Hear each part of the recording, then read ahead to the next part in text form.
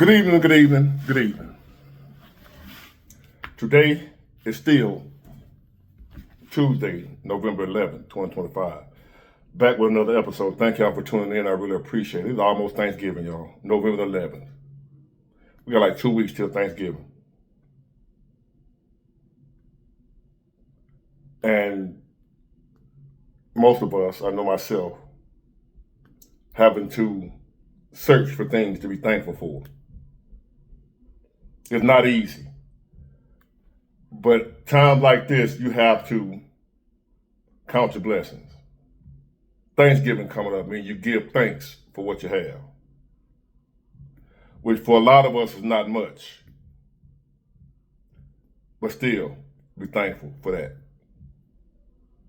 Because it's not hard to see, no matter how bad you're doing. You know for a fact, you can see them, people that are doing worse than you. I know I see them. I'm struggling to stay above water. But then I see people that are struggling they 30 feet below water. They're trying to get to 29 feet. Still below water. Can't even get out the water. At least I'm above water, treading. Sometimes I go under and come back up, but I'm up there trying to. Somebody doing worse. I want to show y'all something, right?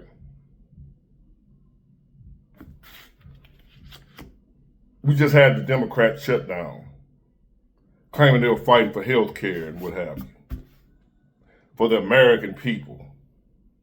24 million Americans. Health care going to skyrocket, going to increase. First of all, ladies and gentlemen, have y'all noticed or not? I don't know if you noticed, we don't have a health care system. What they were fighting over was a way for you to have health insurance. That don't mean you got a health care system. I got health insurance. Still in a crisis. They were making it seem that they were fighting for us to have a better system for everybody. No, just the people on Obamacare.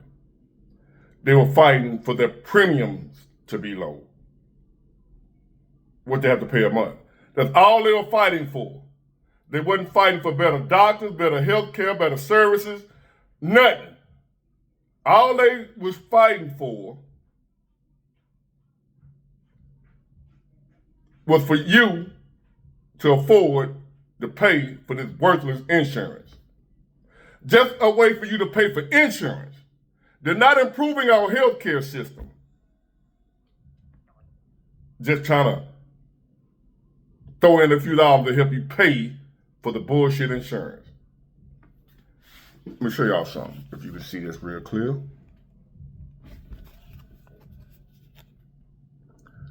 $1,360.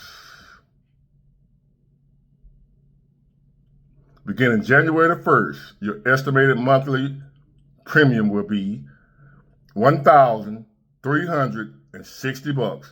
Oh, and 13 cents. Because if I don't pay that 13 cents, they'll still cancel me.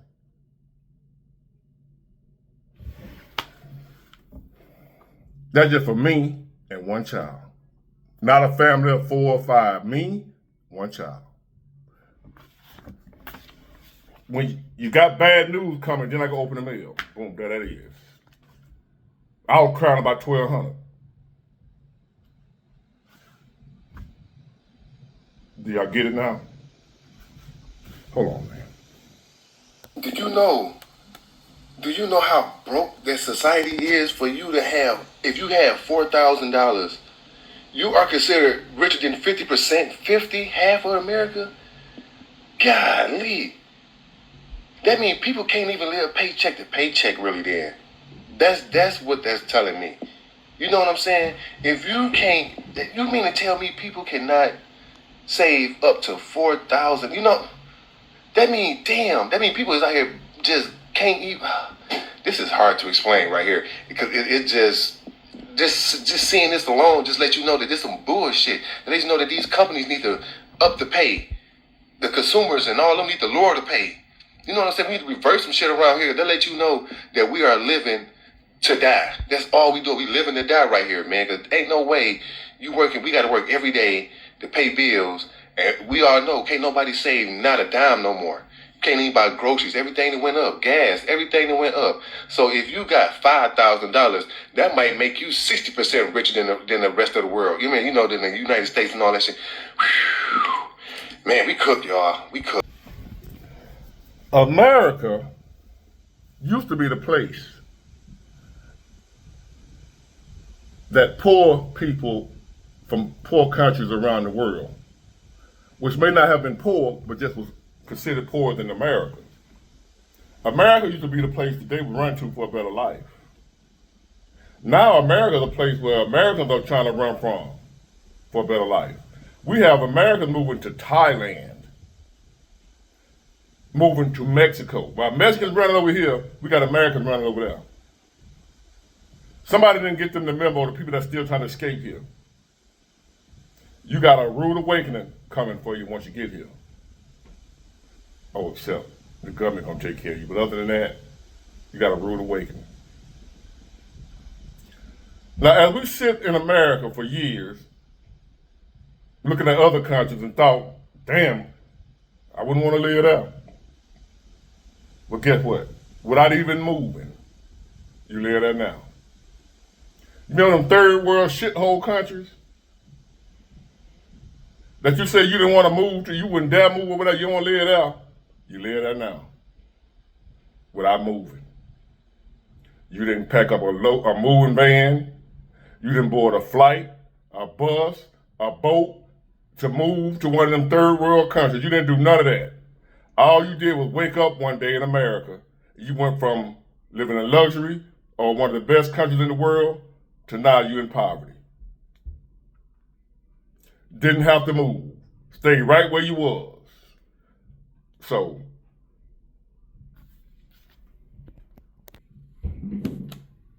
Americans are so broke and they don't even realize it. I always get Americans tell me, oh, but people in Mexico only make $20 a day. You can get a full meal here for $2. The metro in Mexico City costs 5 pesos, which is like 25 cents. I can go to the market right now and buy 3 kilos of mangoes for like $2. Yeah, people make less money here, but the cost of living is also lower. Americans think that everywhere is like the US. Now, check this out. Let's say you live in the US and you make $3,500 a month after taxes. I'm being generous. Rent, $2,000. Car payment, $500. Car insurance, $200. Health insurance, $200. Phone bill, $100. Wi-Fi bill, $50. Light bill, $150. Water bill, $100. What's the point of making more money if you don't get to keep any of it? Who cares if you make $4,000 a month if you don't get to keep any of it? 60% of Americans live paycheck to paycheck, and that includes half of six-figure earners. 80% of you guys are in debt and don't own anything, and half of you guys don't even have $500 in your savings account. But let's call other countries poor and let's call other people poor.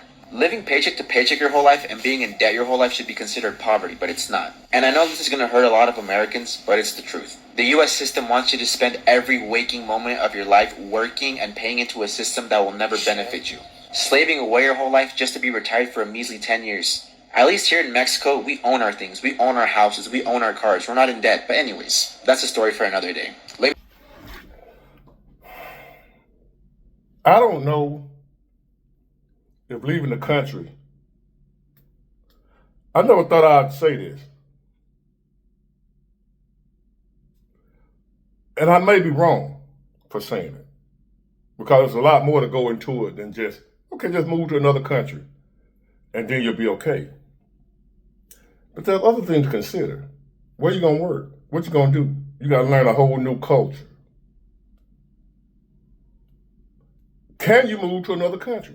Some people are doing it.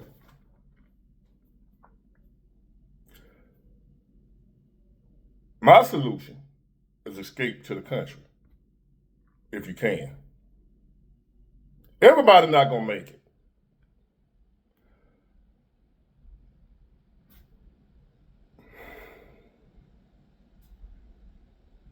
I wish there was some good news I can tell y'all. But you want the truth. So if I tell you the truth, what I really need to tell you, this is gonna sound so pessimistic, So, but I got to do it anyway. There are no hopes and dreams anymore.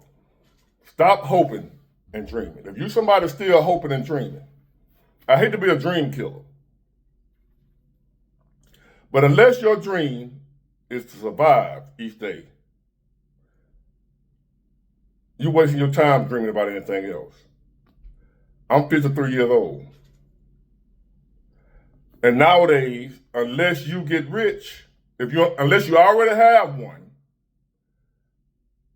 unless you get rich, if you don't own a home already, you're not going to get one.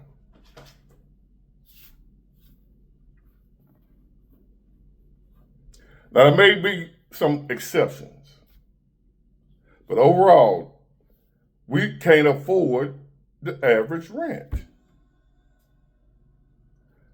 If you don't already have a home, you've been in, you got your rate locked or whatever, you know what I mean? Some people already been in their home. If you somebody just hitting the market right now, or just like college graduates or whatever, you just hitting and you want a house, and you want to buy your home, this, that, and the other. Most people ain't gonna be able to. Especially you my age and you don't have a house. Like I don't. I'm to a point I don't worry about it no more. I'm 53, I don't own a house no more. But here's the kicker. I'm 53. I don't own a home.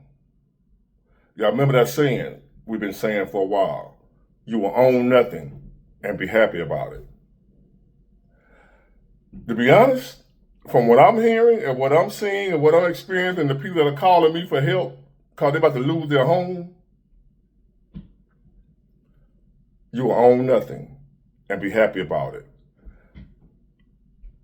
Even though I'm not happy for the people that are losing theirs, that's one experience I ain't got to go through. Can't miss what you ain't got. You will own nothing and be happy about it. You ain't worried about them repossessing your car if you don't have one, or if your car paid for. You don't worry about foreclosure on your home if you don't own the home.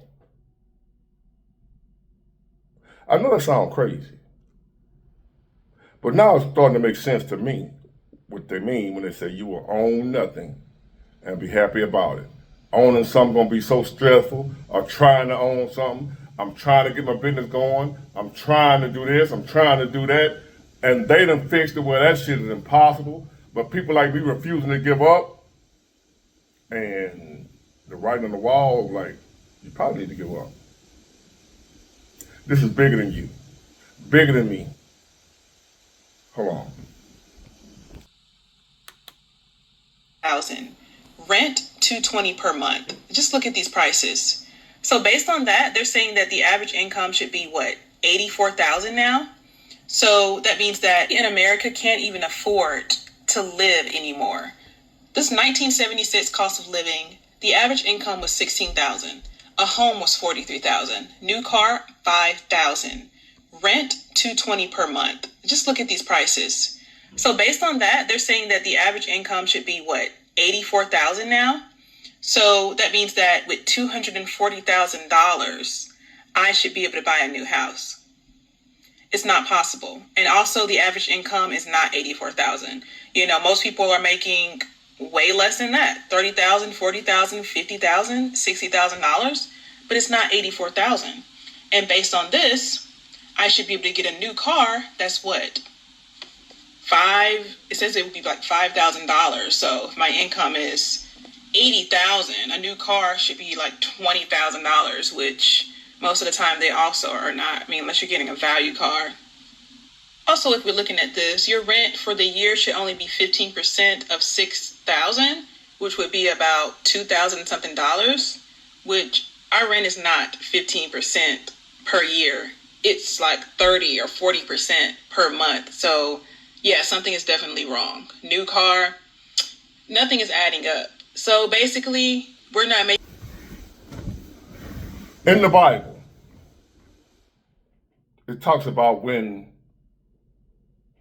the Israelites were in Egypt, enslaved.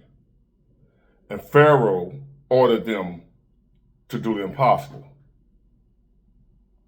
But they had to do it anyway, even though it was known to be impossible. There's no way to do this unless it's supernatural. Without supernatural intervention, there was no way to do what Pharaoh commanded the Israelite slaves to do, was to make brick with no straw. Or they were going to be severely punished. If they didn't make bricks with no straw, you couldn't make bricks back then without straw. That's something you got to have. That's like making gas with no oil. I ain't talking about the water, gas, and new stuff, man. I'm talking petrol. The kind of gas we've been having. You got to have oil to make it. But imagine your life hanging on whether or not you can make gas without oil. Well, that's what we're facing right now in America. Somebody has told us that we got to make bricks with no straw.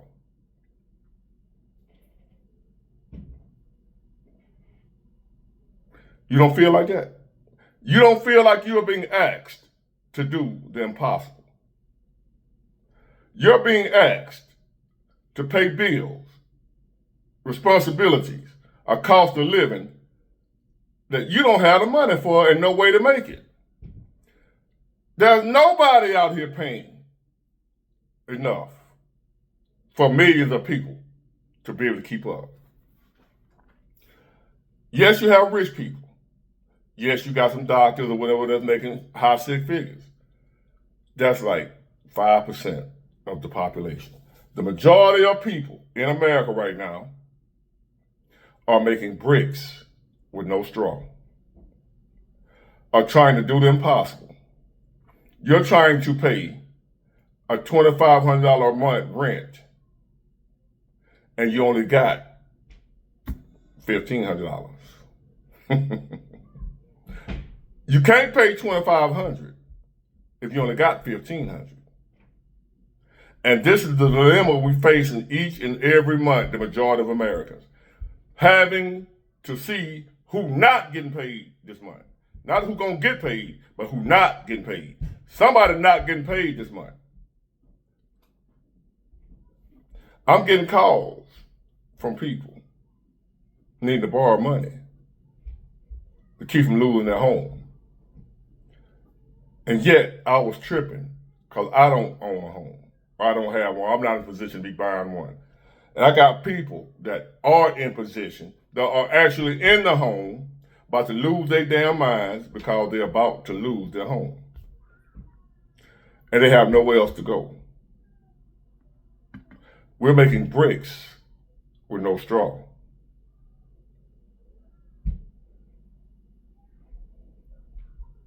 Try to make a peanut butter and jelly sandwich with no peanut butter. It's like they are taunting us right before the slaughter. Have y'all ever seen a cat catch a mouse? And he don't kill him right away. He just have one paw on him. He might be messing with him. And then lift a paw and let him run off a little bit. You ever seen a cat do that to a rat, to a mouse? The mouse is done for. The cat done caught him, got him right where he wanted him. The mouse can't get away, no matter, even if the cat moved his paw away from the mouse. The mouse is so damaged the way he can't get away from the cat. And the cat just taunting the mouse before he kill him.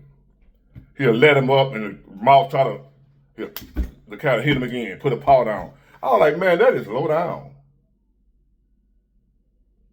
But I don't like rats either, so I didn't stop the cat from doing it. But have you ever saw a cat do that?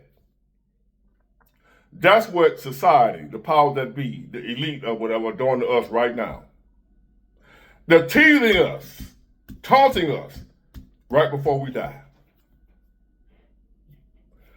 Dangling that carrot out in front of us that they know we'll never get. We can't catch it, but we just trying to get it. Torture. Trying to make bricks with no straw.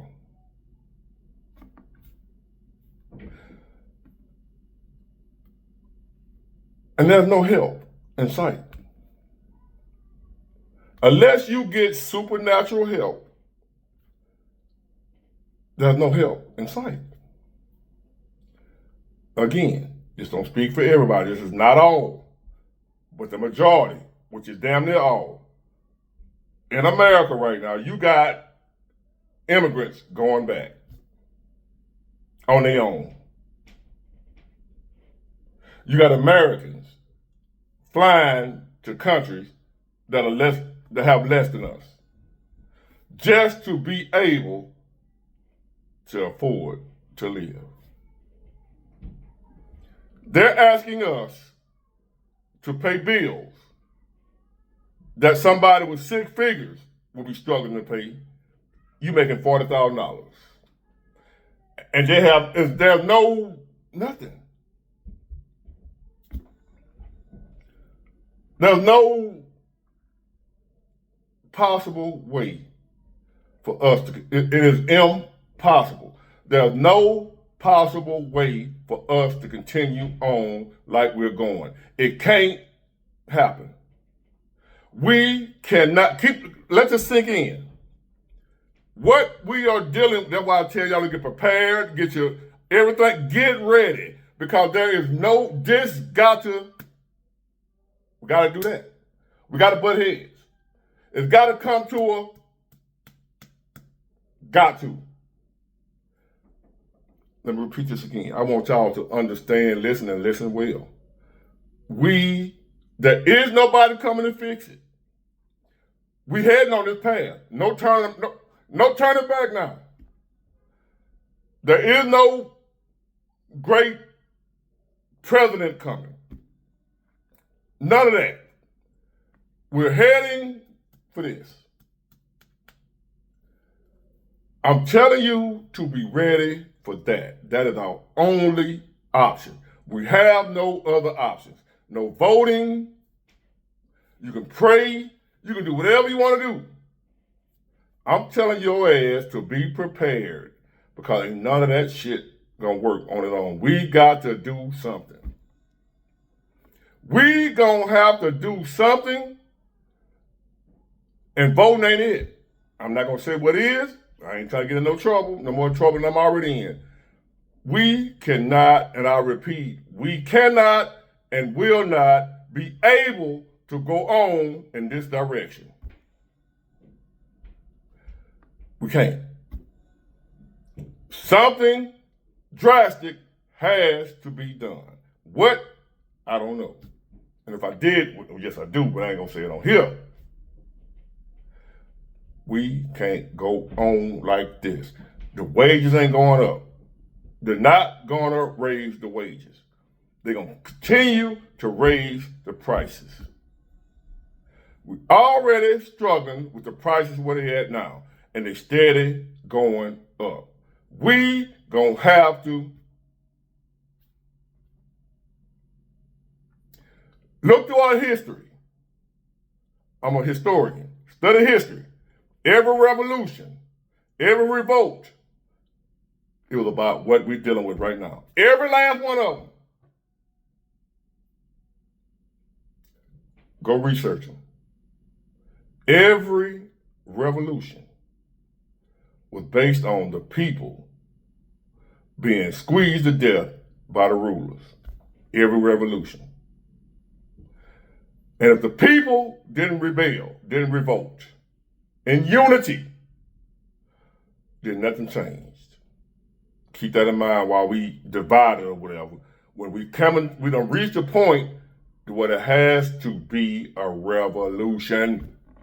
Not a vote, not a prayer, revolution. Even in the Bible, the most praying people in the Bible, God still told them, take up arms, go to war. Keep that in mind while you're praying, while you're voting. We only have one solution right now. The sooner we all get on the same page, the better. But the longer we still think we can do something else other than a revolution, game over. Get it, got it good. Bye.